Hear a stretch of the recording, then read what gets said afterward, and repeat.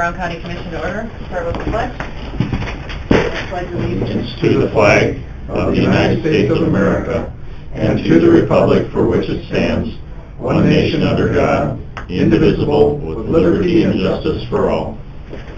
Good morning. Good morning. First on the agenda, we've got Scott Amundson, Livestock Development Reinvestment Payment Program. Scott, are you with us? Yes, indeed. Good morning. How's it rolling? Good morning. Good morning. Morning. Here? Yeah, please. I brought with me Kyle from our office too, if that's okay. Morning, Kyle. Morning. Morning.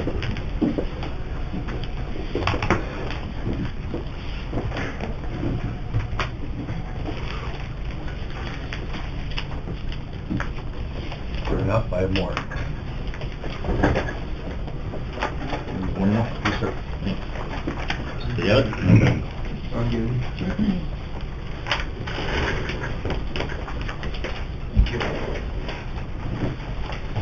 So, good morning. I'm Scott Amundson with the Governor's Office of Economic Development in Pierre. This is Kyle Peters. He's a business development rep. I'm a community development rep, and we're here today to talk to you about a new program that the Governor and Commissioner have rolled out that you might find interesting. Our key mission, our core values, is to save and create good-paying primary jobs, grow and diversify the tax base, and enhance the quality of life for all South Dakotans. And that's kind of the work that drives our work every day. You can follow along, or you can just listen to whatever you'd like to do. But our office is structured in a number of different departments. We have a finance and a marketing and research team, but the important ones you need to know are the community development guys. I work really closely with like Mike Bockerny at the Development Corps all around my portion of the state, and Kyle works directly with the businesses. So that's kind of our role of how we play. Agriculture has certainly risen to be high on Governor Noem's agenda, especially production ag. And I wanted to talk to you today about a little bit of what's called the Sales and Use Tax Rebate Program. It's in existence since 2013 with the legislature, and how it's been used in the past is generally with manufacturers and some wind projects where a manufacturer, say, purchases $10 million of equipment and they pay 4.5% sales tax on that. The state uses that as a negotiation or a bargaining chip to potentially rebate back to that business a portion of that sales tax for either recruiting them into the state or thanking them for staying and doing business in South Dakota. So that $10 million could create up to $450,000 of a rebate or a sales tax for that particular manufacturer. In this case, we're going to continue doing that, but also add a spin-off where we're going to be focusing a lot on livestock development. If you didn't know, there's 22 of the 67 counties in South Dakota do not have zoning, so those 22 counties will not participate, simply because the two things that qualify for a project, if it requires a county conditional use permit and it adds livestock to the state directly. So those are the two triggers that would make that, and if the county doesn't need a conditional use permit, it doesn't fall into that bucket. But of course, agriculture is one of our targeted industries, and that's why the Governor Noem is really wanting to enhance and increase the number of production units in the state. So in this particular instance, livestock development will function just the same as the manufacturing example. However, the developer will assign the sales and use tax to the particular county that they're going to land in. So once the project is complete, the county receives these tax dollars with no strings attached, just as an incentive to increase the livestock production in South Dakota. So that same example, that $10 million, if they're buying equipment or building materials or whatever, that $450,000 can go directly to the county that it lands in with no strings attached. They can buy a fire truck, they can fix a road or a bridge, they can assist in funding their economic development organization. The first example we had, commissioners, is down in a county in the south central part of the state. It was a $50 million dairy that applied. That was our first application. $30 million of that 50 would have been taxable, and the county stood to make $1.3 million of that tax. However, it was denied because they found a well that was too close to the property. So that dairy is now actively looking for other sites that might be suitable in the state. But understand this, and we'll get to this in a second, the county still has full control. They have local control to apply or to approve or deny, or if it's not a fit for them, that's fine too. It's not going to be a fit for every county. Some counties are more acceptable and agreeable to livestock production units than others. Would you agree with that? I can name you some, but Brown County does have zoning, as you know. I was working with Eric from NECOG yesterday, and is he here? Thank you, Eric. He's my wingman, so in case you had any technical questions, but we talked through a lot of examples on the various counties that he represents, as well as I do. They match up a lot, and they all are a little bit different, so it's going to be a little bit tricky, but how it works is that it needs to go through a special process. So if a project surfaces in Brown County, what has to happen is either the planning district, Eric, or your equalization officer, or somebody needs to contact Kyle as your first call, and that way there's no breach of ethics or fear of a deposition if something goes south in the process, and the county doesn't stand to get a black eye over this. So let's say that dairy lands in Brown County and you hear of it, Eric would call Kyle, and Kyle would actually work with the business to assign that sales tax to Brown County, so you guys don't get your fingers in the mud. Does that make sense at all? So we're in charge of none of the paperwork, it just comes, the check comes here at the end? It'll be nothing. So, but understand this, it's really important that you understand that you still have complete control over what you see as a good fit for Brown County, or if you don't see as a good fit, this is just a side incentive that will end up in your account to do whatever you want with, but it should not impede with the normal process of DENR and your local zoning and your regulations and the process that you normally would go through. At the very end of the project, the county the company would submit an affidavit saying all that work was done, the amount of sales tax will be calculated, and you'll be notified. So it's in the very beginning stages. We've only gotten 3 or 4 applications started, but there's others looking, and some counties find it a good fit and some don't. And I just wanted to kind of come here today and bring this to the table, and Eric knows all about it, and I wanted you to meet Kyle. There's a little map here, as you can see. The blue map is where Brown County falls in, and I am your community development rep. Kyle Peters' email is on there, and like I said, he should be your first contact, but it's really important that you understand that the counties that feel it's a good fit and want additional livestock units, and that could be poultry or cattle or hogs or aquaculture or anything that would increase the number of head in South Dakota. So use of these programs does not change anything in the regulations of the livestock development. Counties still need to follow their existing ordinances and comp plans, and DNR will still have to do all their existing policies and procedures. There's no additional work for the county or the auditor. GOD will drive the bus on that. It's just another tool in the economic development toolbox that the state has to help compete against other neighboring states to make these projects flow. And so the last couple pages are just some frequently asked questions.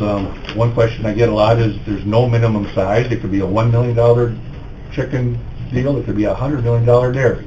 And there's no job creation component. Some of our finance programs have certain requirements of size and job creation, and that's why the BD guys and your NECOG experts will help drive the bus through that process too. So if you want to learn more, our website, SD Ready to Partner, has archived webinars where you can spend 45 minutes and actually hear Joe Fiala speak in depth a little bit more on this. If you have any questions, you guys can call or email me, and I'm happy to come back, or we can field any questions over the phone or through the mail as well. So. Very good. Is there any questions from the commissioners on the program? No, it's a good program. We were briefed in Pierre earlier. I sit on the state board for South Dakota counties, and we were briefed earlier this year. It's going to be a good program. Our leadership feels that way too, but what's important to know is not every county is going to feel that way. Right? And we recognize that, and we embrace that, and we just want to increase the level of livestock development in South Dakota, and we feel this is one good tool to do that. So actually the use tax, that's actually the contractor excise tax, is that right? I believe so. Yeah. That would be the contractor excise tax. Well, the contractor's excise tax is only 2%. So I think the use tax is actually 4.5%. Yes, that's the number. So the contractor's excise is 2%. So that's above and beyond. But is that part of the program, the contractor excise tax? I think it's just the sales and use tax. I don't think it's that. And I'm not an expert at it, and I could find out if you'd like me to. Yeah, I know during some of the discussions, I think some of the dollars don't apply. As you're looking at that example, I think it shows it in there that not all dollars qualify Right. for the tax that's being applied to it. So the 4.5% is considered sales and use tax. That's what I was Would not told. be probably not be the contractor. That's what I was told, Commissioner Piper, so, Okay. So it would be like the tax on the material used. Right. building materials, the equipment they buy, not the land, not the hogs, you know what I mean? So, Just like- whatever's subject to sales tax. Exactly, like that dairy down, I'd rather not say the county, but you could find out if you need to know. But $50 million dairy, they were excited for it. 30 million of the 50 million was taxable. So you do the math, it's $1.33 million, but they had to deny it, and I'm glad they did. That was the right process to do. But now this dairy is actively looking at other locations.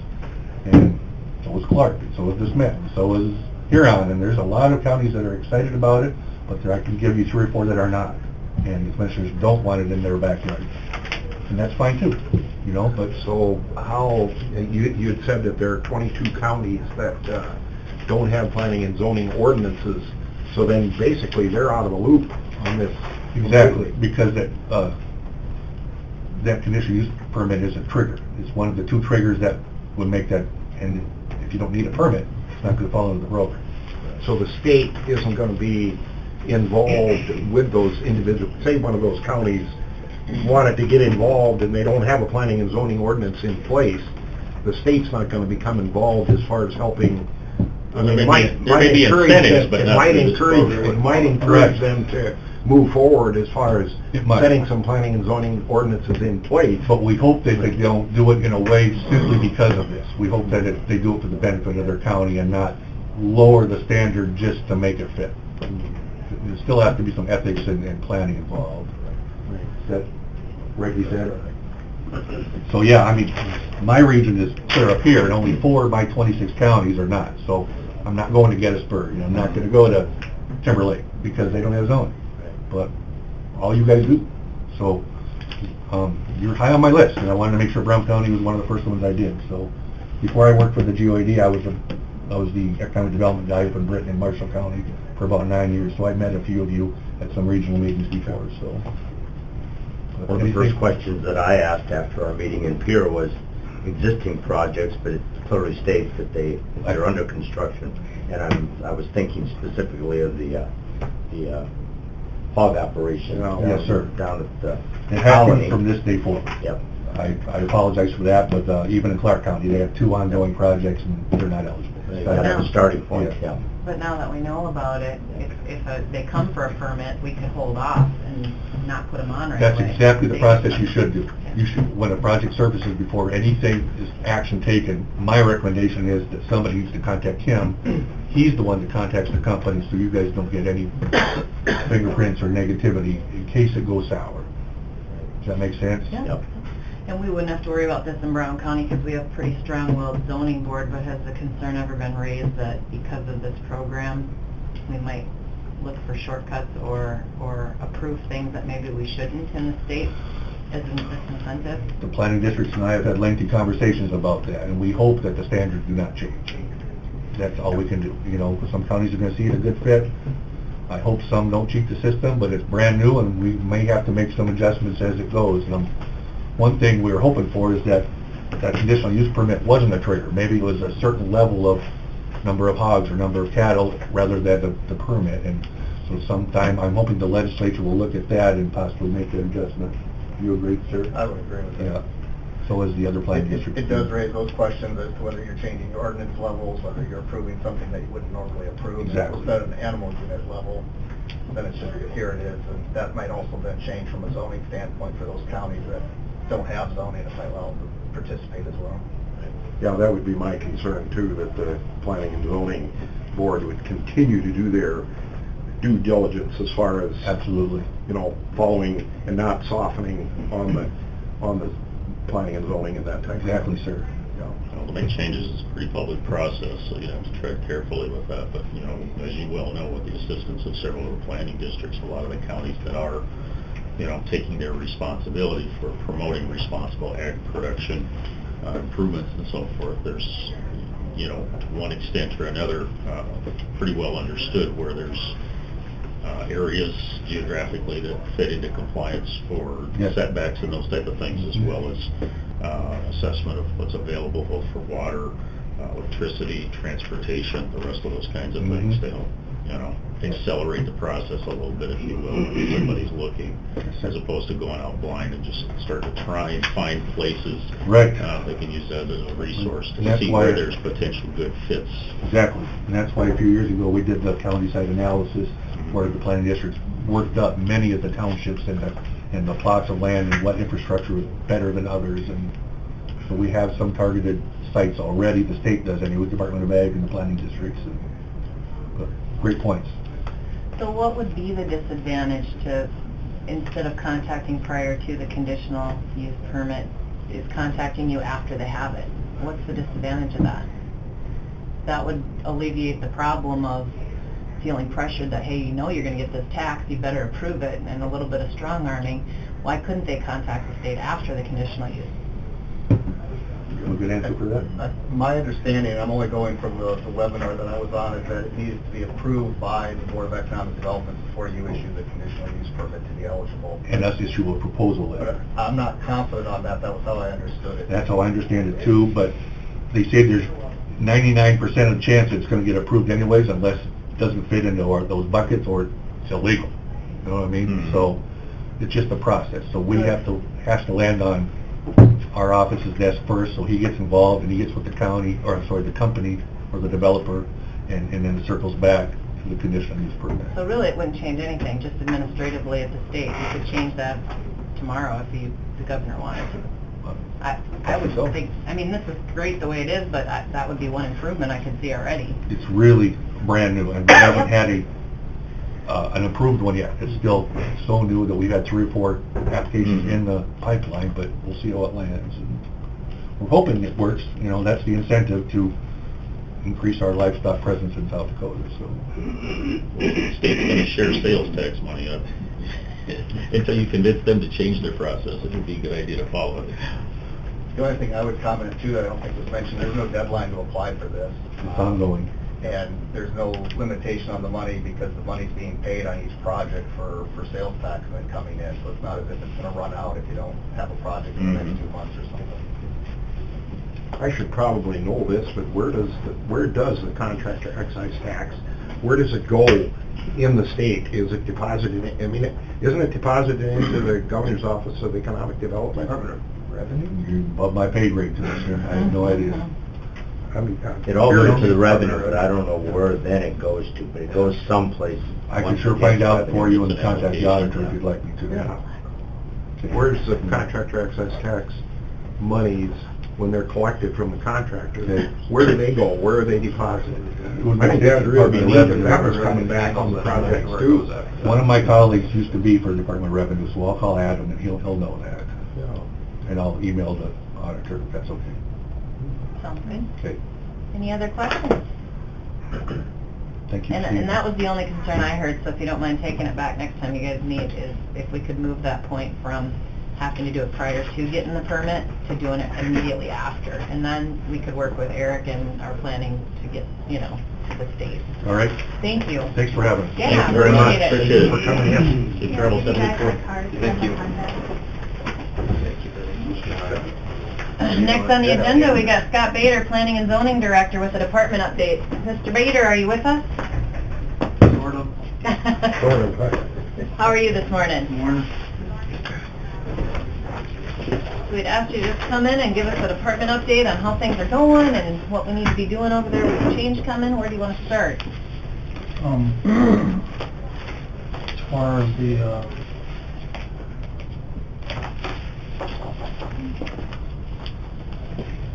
I was comparing the permits with Brown County and what the city did, and then I had a change and then some additional ones. I'll pass them out. This is our old, and then this is the proposed. Try to bring things into similar fashion. Floodplain, I never, or the office never charged for writing up the permits, and they are time consuming, so I'm going to add floodplain in there for a fee for writing up them permits.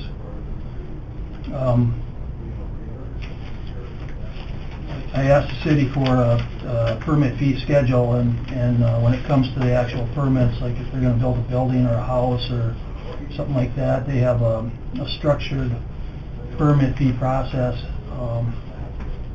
based on the dollar amount of the construction. Ours is similar, we just have a set fee.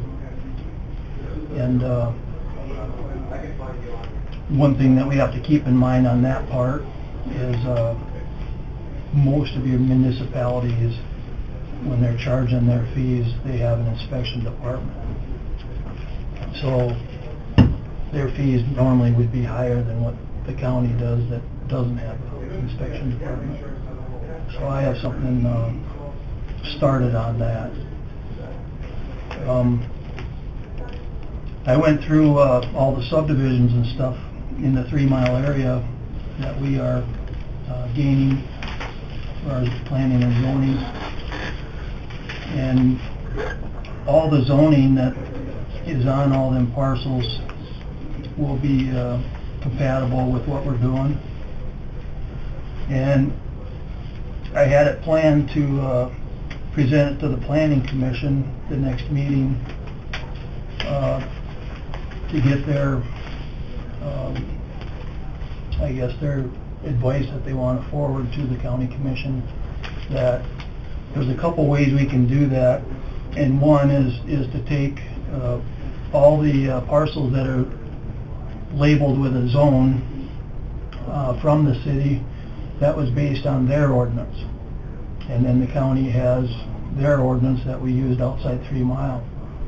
And the two ways that we can do that is number one, for example, if they have A-1 for agriculture and we have AG-P, we can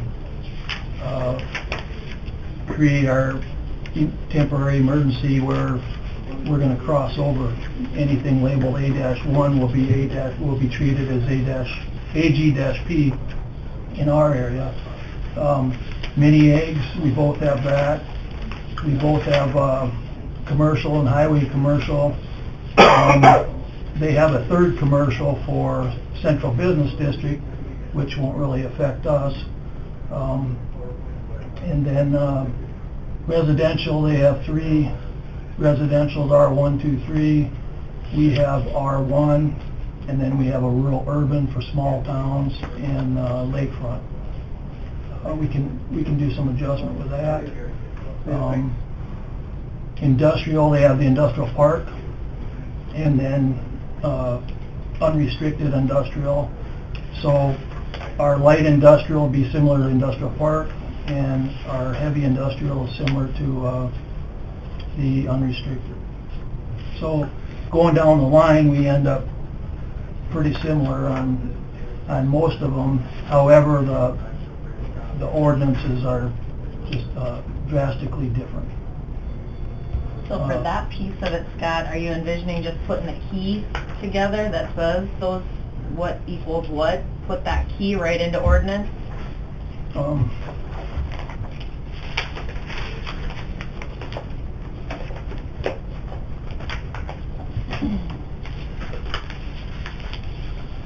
I just kind of had some stuff jotted down. This is what ours is. Because overall, the game plan is to enforce county ordinance in the 3 mile, right? And then if down the road, if there's major things that we see need to be tweaked, we can do that. But for now, we're not doing anything with the city's ordinance. We're taking our ordinance and enforcing it in 3 mile. Is that right? I'm cross-referencing. Like on Mini Egg, for example, their side setback is 15, ours is 25. I had a customer out on Richmond Road that already had a project planned with with his pole barn with the 15-foot setback that he had known about the city, but since they're referring everything to us, so then that's gonna be honored versus our 25. It'll be a couple hiccups along the way, but I think, cross-referencing the actual labeling of the zones is one way, and the other way is to just take and finish the joint ordinance that I was working on, and then keep a boundary around the 3 mile for that area, and label it, as something else like County A or something like that, and kind of keep that similar.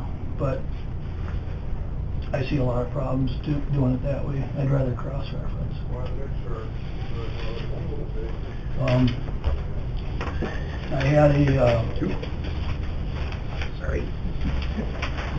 I had a notice to publish already written up, and then I guess Gary did one too. So I didn't know if he's working on zoning stuff or if I should go forward, but my plan was to go through the planning commission with them being part of it, and then Gary's was just going to the county commission. So I guess you guys, whatever you got going there. With the wording of that, is time of the essence, do we need to get that done? I don't have that in front of me, because that was to fix the ordinance, right? Yeah, I guess my question would be, if you're waiting until planning commission, what happens to people that come in for permitting during that interim? Sure. If they're repealing by the 16th, that'd be the only question, I guess. You'd be talking a few weeks of... We couldn't do anything in the month of June, because Yeah. we didn't go through a first reading, so... That's what the emergency temporary one is set up for per statute, so... I think the intention, like you said, is because our hands are kind of tied the way this got thrown at us so quickly. Maybe we could send an email to the zoning folks that are on our board explaining, hey, we're taking action on this. We don't mean to serve what you guys are doing, and give them a heads up why we're doing it. And it's intended to be temporary. Yeah, it gives you a year to work with the planning commission and get it all straightened out, so... It gives them some breathing room. So, is Gary working on that then? And I don't... Is this the same? Did you guys come up with, maybe you could meet after this and just make sure that, are you good with the way that we had worded it? And let's do that. So you guys can get together and make sure that we're... Well, I think, Well, I think it's next on the agenda, actually. I actually think Scott's main concern is that the planning and zoning doesn't get blindsided by this whole thing too, and then maybe the idea of sending out an email to the planning and zoning members, because, I mean, if we're gonna do this resolution today, and I mean, as far as the hearing dates and that kind of doesn't give the opportunity for you to actually put it in front of the planning and zoning board because of the timing thing. So I think, probably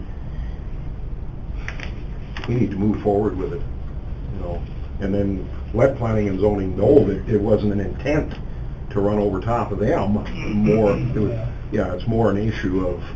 We didn't know 100% at our meeting last month, what was going to happen, so... Yeah. And I think, like they're totally unaware of what's going on. They voted on it.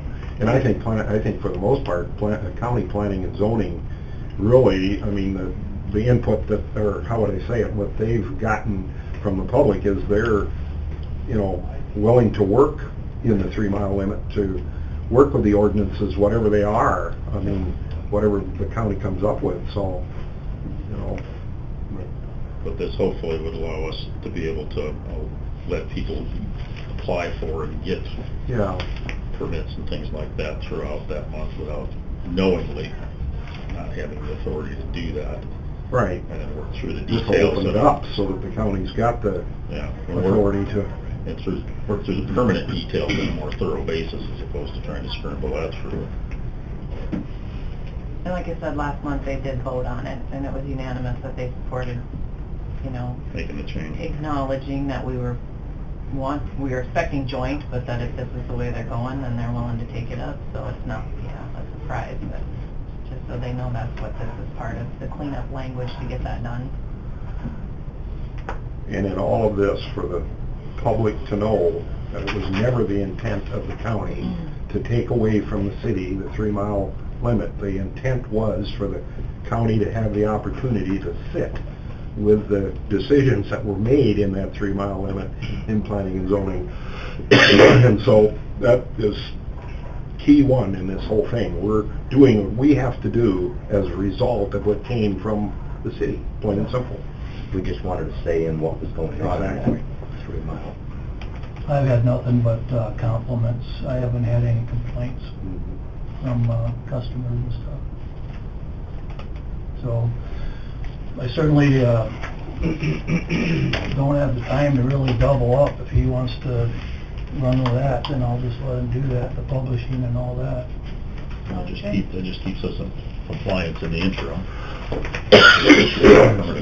Well, and on that note, we'll roll into the next thing, which is discussing and setting the hearing for the adoption of the emergency temporary zoning ordinance and map, and did everybody get that email? Yes. Yep. Was there any changes or anything that needed to be discussed on that?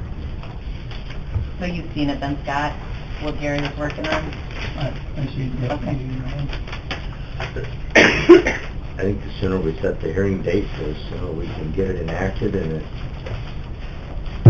spend the next year working on a permanent fix so that it's something in place. Yep, so we're setting a hearing date, and if there's changes that somebody's got, they can make them known, so Exactly. I'll move it. Okay. Second it. Motion from Lee, second from Sutton. Any other discussion or questions on that? So what's the process? We have to publish it to set the hearing date, Yep. 2 weeks Kathy or will go something? ahead and Yeah, schedule it. Yep. This is an emergency, so per statute it allows you to just give 10 days notice. That's why we can do it for the Okay. 16th. Good. So that'll be the same date that theirs is repealed, ours will go into place. Perfect. Sounds good. Any other questions or comments on that? All in favor? Aye. Opposed? Motion carries. Thanks for staying on top of it and working together. Yeah. Thanks for your efforts. We'll hopefully get this process figured out, streamline everything, and keep everybody happy. Scott, would you mind on your, the little key that you've been working on and stuff, can we have copies of that? How that, you're envisioning that going, and then also the difference in the fees? Could you just email that to us at some point? The stuff that I passed around. Yeah. Good. Thank you. Any other questions for Scott, or Did you want to talk at all, or, I mean, are we... budget? Yeah, did you want As to part of talk your about the department budget, update? about the, We've got your numbers in front of us here. I don't know if you want to talk about that today, or if this is the right time and place to talk about it, or where we at, I guess. I think it was just provided in case we had any questions about what the next year's impact would be to the budget. So That number does informational. include part-time and full-time person, and then a copier, and another computer. I need another computer regardless. So this budget's got another, so 2.5 total FTE for your department. You, another full-time, and then like Nancy's position, that was the same? Right. Okay. All the numbers are in that. Well, we just got this morning, so maybe we'll review it, and then Yeah. we can always, if there's questions, or bring it back in. Yep. Any other highlights besides the increase in staff that you wanted in the copier to highlight, Scott? I'm not sure how we'll create the process of customers coming in yet.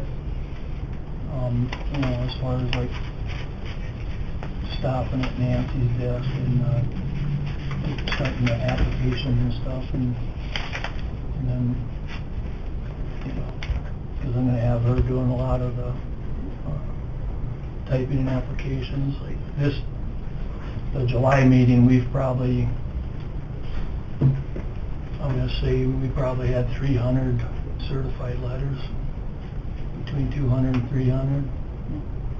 You know, and I mean, it's just timely doing all that, and then me getting the publishing of the paper for all the items, and it's a lot different than the way it was done before. It takes a lot more time. So anything that we can do to streamline that, I think that's one of the components that people like, is the fact that they are getting notice.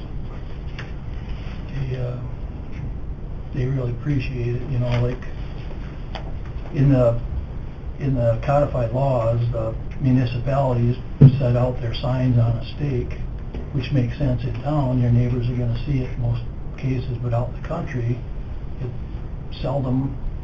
Your surrounding landowners, they might live in Denver and California and wherever, so counties send out notices and they have to be certified or registered. Well, certified's $6.90 a letter, and registered was like 13 or something like that. So it's pretty costly on the county side of it with sending out the mail, and you know, and the certified, I mean, I've had people come back and say, well, I never got a letter, and I can show them that it was returned to me because of, you know, couldn't find the person, or address was changed or something, you know, so we have record of that. We made the effort to try to notify. But that alone is pretty expensive, and that'll change with all the stuff in the 3 mile too. I mean, there's a lot of items. They had down like 42 permits, but they actually had like 42 building permits and 43 zoning permits, so they had about 100. And I don't remember what they had, plats and everything in combination, but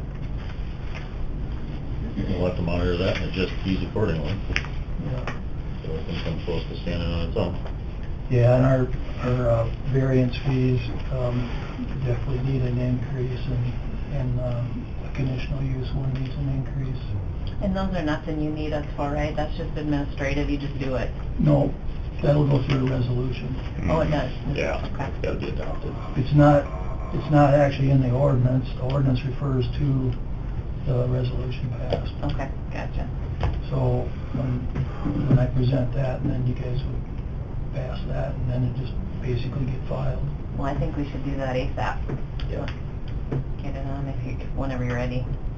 I think the numbers are pretty close. We might as well figure out what we're going to do with the building permit fees, and do them all at the same time. So the one thing on the building permit fees, like we have a wording that, you know, if it's less than $2,000, and the way I interpret that ordinance is, it talks about structural. I can find it, but it talks about structural.